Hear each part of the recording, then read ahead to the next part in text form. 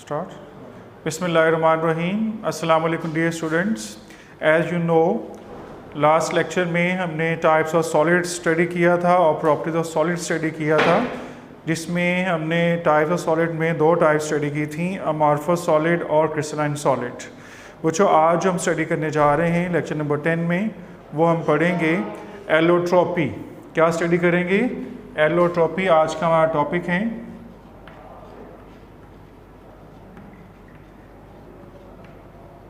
सबसे पहले हम इसकी डेफिनेशन बताएंगे आपको कि एलोट्रोपी क्या होती है। The existence of an element in more than one forms, the existence of an element in more than one forms, the existence of an element in more than one forms which are physically different but chemically alike, which are physically different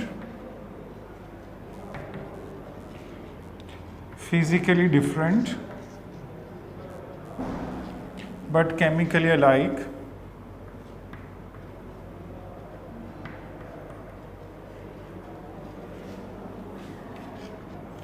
are called allotropes and the phenomena is known as allotropy। तो बच्चों ऐसे element जो एक से ज़्यादा form में पाए जाते हैं, वो जो फॉर्म्स है डिफरेंट फॉर्म्स ऑफ एलिमेंट, हम उसको एलोट्रॉप्स का नाम देते हैं। जैसे कि हमने स्टडी किया हुआ है कार्बन के डिफरेंट एलोट्रॉप्स जो हैं क्रिस्टलाइन फॉर्म में भी हैं और एमॉर्फस फॉर्म में भी मौजूद हैं। जैसे कि हमने स्टडी किया है डायमंड, ग्रेफाइट, ये क्रिस्टलाइन फॉर्म में मौजूद हैं। इसके अलावा बकीबॉल भी हैं, जबकि अमॉर्फस फॉर्म में हमारे पास जो है कोल है। तो ये डिफरेंट एलोट्रॉप्स जो हैं वो एग्जिस्ट करते हैं। तो बच्चों इनकी जो प्रॉपर्टीज़ होती हैं, केमिकल प्रॉपर्टीज़ जो हैं वो सेम होती हैं और फिज़िकल प्रॉपर्टीज़ जो हैं वो डिफरेंट होती हैं। तो यहाँ पॉइंट्स बताया जा रहा है, they have different physical properties. Allotropes जो हैं they have different physical property, जैसे कि डेफिनेशन में भी आपको बता दिया गया है, डिफरेंट फिज़िकल प्रॉपर्टीज़ होती हैं,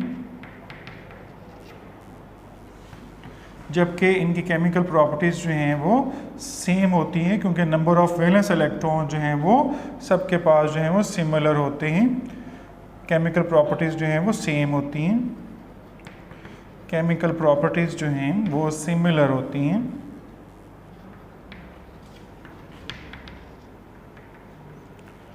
इसमें हमारे पास एग्जांपल भी हैं, नंबर ऑफ़ एटम्स के अतबार से डिफरेंट एलोट्रॉप्स से मौजूद होते हैं और अरेंजमेंट ऑफ एटम्स के लिहाज से भी एलोट्रॉप्स मौजूद होते हैं। तो हम बात करेंगे इसकी जो एग्जांपल में, जिसमें नंबर ऑफ़ एटम्स के अतबार से जो है वो हम बताएंगे आइसो एलोट्रॉप्स को। नंबर ऑफ़ एटम्स, जैसे कि हम जानते हैं कि मॉलिक्यूल जो हैं oxygen like exist in the form of O2 and O3। तो ये जो मॉलिक्यूल हैं ओजोन का और ऑक्सीजन का, ये दोनों क्या हैं? एलोट्रॉप्स होते हैं।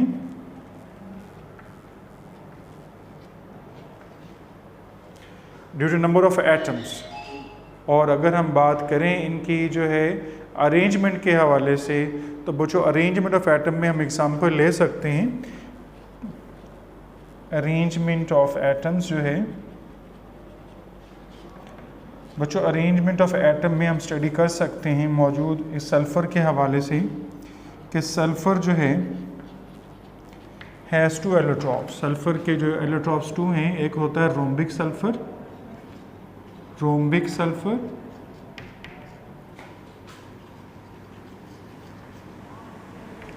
और मोनोक्लिनिक सल्फ़र। ये बच्चों हमारे पास जो हैं एलोट्रॉप्स मौजूद हैं। तो जैसे कि अभी हमने स्टडी किया कि एलोट्रॉप्स जो हैं वो किसी भी एलिमेंट के मौजूद होते हैं, डिफरेंट फॉर्म में मौजूद होते हैं। उनमें अरेंजमेंट का डिफरेंस हो सकता है या फिर नंबर ऑफ़ एटम का डिफरेंस हो सकता है। बच्चों अभी हम एक और शॉर्ट क्वेश्चन स्टडी करेंगे। ट्रांजिशन टेम्परेचर क्या होता है? ट्रांजिशन टेम्परेचर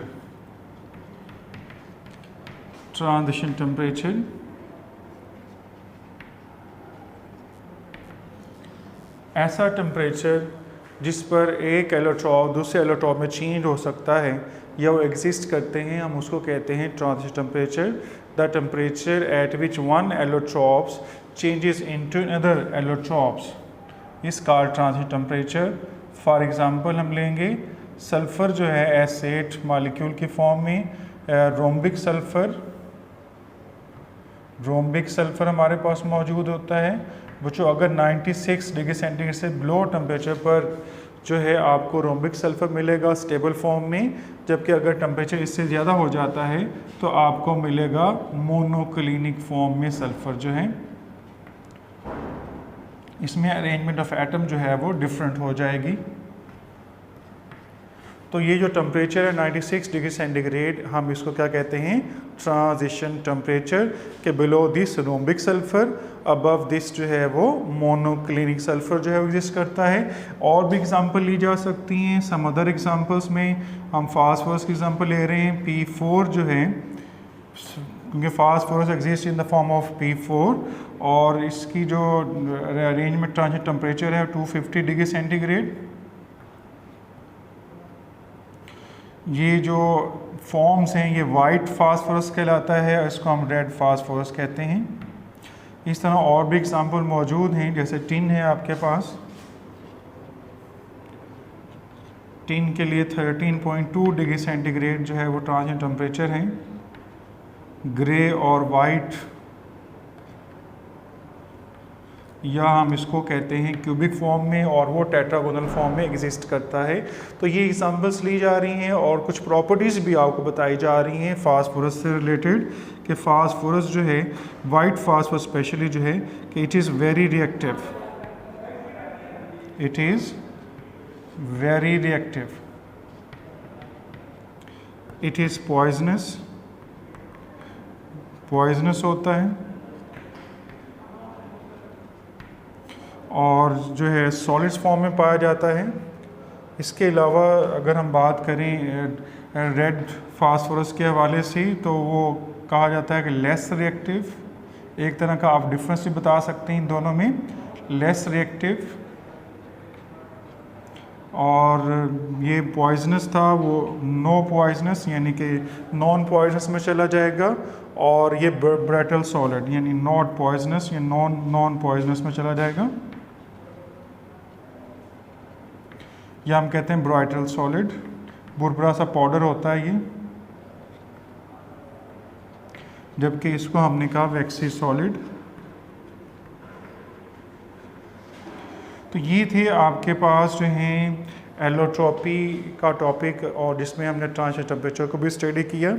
बहुत इंपॉर्टेंट टॉपिक्स हैं ये वाले। एलोट्रॉप्स क्या होते हैं, एलोट्रॉपिक क्या होता है, ट्रांजिशन टेम्परेचर क्या कहते हैं, और फिर ऑब्जेक्टिव में यहाँ पे आपसे टेम्परेचर जो है पूछ सकते हैं, the transition temperature for rhombic और मोनोक्लिनिक सल्फ़र, तो आप बताएंगे 96 डिग्री सेंटीग्रेड।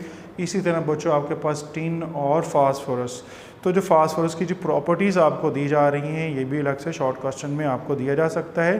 तो यूँ आज का टॉपिक जो है हमारा कंप्लीट हुआ, जिसमें हमने एलोट्रॉपिक को स्टडी किया और ट्रांजिशन टेम्परेचर को। इसी के साथ ही हमारा जो चैप्टर नंबर 5 है वो कंप्लीट हो चुका है। इंशाल्लाह नेक्स्ट लेक्चर में हम चैप्टर नंबर 6 जो हैं वो स्टार्ट करेंगे। अल्लाह हाफ़िज़।